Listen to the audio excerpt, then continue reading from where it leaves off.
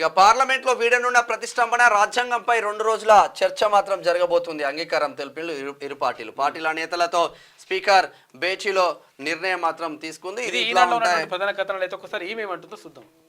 మాఫీ ఎవరికైంది, రుణమాఫీ పూర్తయింది.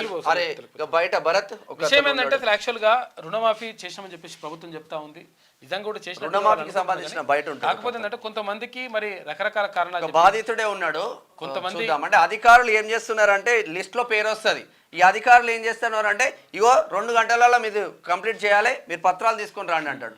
సరే ఇప్పుడు కామారెడ్డిలో ఉన్న క్యాండిడేట్ హైదరాబాద్కి వచ్చింది అనుకో, 2 గంటలలోనైతే ఉరకలేడు కదా, ఎట్లా పోతారు? ఏం కదా బస్సు ఇవన్నీ అందుబాటులో ఉండాలి కదా. తర్వాత విషయం ఏంటంటే అసలు యాక్చువల్గా టెక్నిక్ అంశాలతోటి కొంతమందికి ఇంకా కాలేదంటున్నారు. ఆ విషయం పైన కూడా ప్రభుత్వం దృష్టి పెట్టాలి. ఎందుకంటే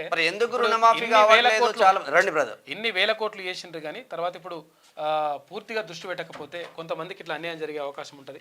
దీంతో ఏమైతుందంటే చేసింది మంచి పని అయినా కానీ చెడ్డ పేరు వచ్చే అవకాశం ఉంటుంది. ఎందుకంటే ఈ కొంతమంది రాకపోవడం ఏదైతే మీరు కాలేదని రుణం ఎప్పుడు తీసుకున్నావు, ఎందుకు కాలేదు, రీజన్ చెప్పు ఒకసారి. అన్న నేను ఎలక్షన్ల కంటే ముందు 2023లో రుణం తీసుకున్నాను. 76,000 నేను రుణం తీసుకున్నా. ఇప్పుడు ఈ గవర్నమెంట్ ఇచ్చిన లిస్ట్ లో నా పేరు మీద క్యాండిడేట్ నేను. గవర్నమెంట్ శేఖర్, నాగర్కర్నూలు డిస్ట్రిక్ట్ కల్లకుర్తి మండలం. నాది గవర్నమెంట్ ఇచ్చిన అప్రూవల్ లిస్ట్ లో నా పేరు వచ్చింది. అయితే నేను లిస్ట్ నెక్స్ట్ వాళ్ళకి Aadhaar card xerox, passbook xerox, bank account నేను ఫామ్ అది వాళ్ళకి సబ్మిట్ చేయాలి. వాళ్ళు ఏం చేశారు, లిస్ట్ వచ్చినా కూడా నాకు ఇన్ఫర్మేషన్ చేయలేరు అగ్రికల్చర్ ఆఫీసర్లు. లాస్ట్ 3 hours టైం ఉంది, వెబ్సైట్ క్లోజ్ అయితే అన్నాక ఫోన్ చేస్తే నేను వేరే ఊర్లో ఉన్నా, వేరే డిస్ట్రిక్ట్లో ఉన్నాను. నేను అందరు మేడం రేపు మార్నింగ్ వరకు వస్తానంటే మీ ఇష్టం ఇప్పుడు వస్తే అవుతుంది లేకపోతే లేదన్నారు. తర్వాత డేట్ ఎక్స్టెండ్ అయితే చెప్తాము. AO madam, agriculture officer madam మాట్లాడదాం. అయితే తర్వాత అంతకుముందే డీటెయిల్స్ నీ పేరున్నప్పుడు ముందు ఇన్ఫార్మ్ చేయాలి కదా. చేయాలి. 2 గంటలు 3 గంటల టైం ఉన్నప్పుడు చేస్తే ఎట్లా? అదే నాకు ప్రాబ్లం అదే సార్. ఇప్పుడు ఏమైంది, ఇప్పుడు కాలేదా? బెనిఫిషియరీ లిస్ట్ లో నా పేరు రాలేదు. ఇప్పుడు 76,000 అసలు, 11,000 మిత్తి, 87,000 మొత్తం కట్టాల్సిందే. ఇప్పుడు అది మాఫీ కాలేదు నాది. ఎలిజిబుల్ క్యాండిడేట్ అయ్యి ఉండి కూడా మాఫీ కాలేదు. వీళ్ళ అధికారుల నిర్లక్ష్యం వల్ల నాది. వ్యవసాయ శాఖ మంత్రి గారు, ఇక రాష్ట్ర ప్రభుత్వం ఇప్పుడు చూడండి, ఎందుకంటే బాధితుడే మన ముందు వచ్చి మాట్లాడుతూ ఉన్నారు. ఎందుకంటే మీరు చేస్తూ ఉన్నారు 100% మీరు చేసింది రైతుకు చేసింది, కొంతమందికి కాకపోతే ఎందుకు ఇంకా కొంతమందికి కాకపోతే మొత్తం బదనమయ్యే అవకాశం ఉంటుంది. కాబట్టి నాగర్ కర్నూలులో ఉండే శేఖర్ కామారెడ్డికి వేరే పని మీద పోయిండు, 2 గంటలలో సబ్మిట్ చేయాలంటే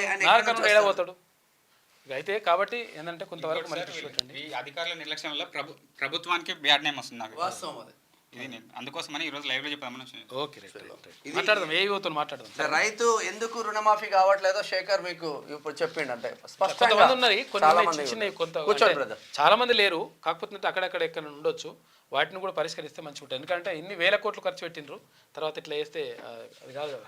మీరు తెలుగులో అనర్గళంగా రాయగలరా, స్పష్టంగా మాట్లాడగలరా, మాటలకు తగ్గట్టు అభినయించగలరా? అయితే ఇంకెందుకు ఆలస్యం, క్యూన్యూస్ మీకు ఒక మంచి అవకాశాన్ని ఇస్తుంది. క్యూన్యూస్ లో పనిచేయటకు లేడీ యాంకర్స్ కావాలను సంప్రదించవలసిన నెంబర్ 8688926084. QNewsAds@gmail.com ను సంప్రదించండి. లైక్ చేయండి.